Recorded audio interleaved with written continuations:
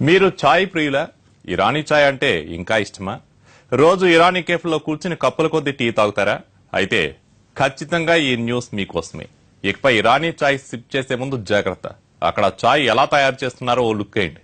అందులో ఏం కలుపుతున్నారో తెలిస్తే ఇన్నాళ్ళు తాగిన చాయ్ ఒక్కసారిగా కక్కేస్తారు. ఇంతకీ చాయ్లో ఏం కలుపుతున్నారో చూడండి మరి.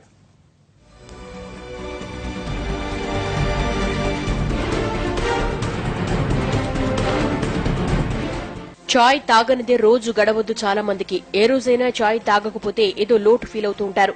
టైంకి తిండి లేకపోయినా పర్వాలేదు, కానీ గంట కొట్టినట్లు ఆ టైంకి టీ పడకపోతే ఉండలేరు. ఇక ఇరానీ చాయ్ అంటే పడి చచ్చేవాళ్లు ఎందరు. ఏ ఇరానీ కేఫ్లో అయినా చూడండి, పొగలు కక్కే ఛాయ్ను సిప్ చేస్తూ కనిపిస్తారు చాయ్ ప్రియులు. కానీ ఈ వార్త చూసిన తర్వాత ఇకపై ఇరానీ చాయ్ అంటే యాక్ అనేస్తారేమో. ఈ బస్తాలు చూసారా? ఇవి రేషన్ షాప్ లో బియ్యం బస్తాలు కావు. జంతువుల ఎముకలను పొడి చేసి ఇలా బస్తాల్లో నింపి పెట్టారు. ఈ ఎముకల పౌడర్ కు ఇరానీ చాయ్ కి లింక్ ఏంటా అని డౌటా? ఇన్నాళ్లు మీరు తాగిన ఇరానీ చాయ్ లో ఎముకల పౌడర్ కలిసుండొచ్చు.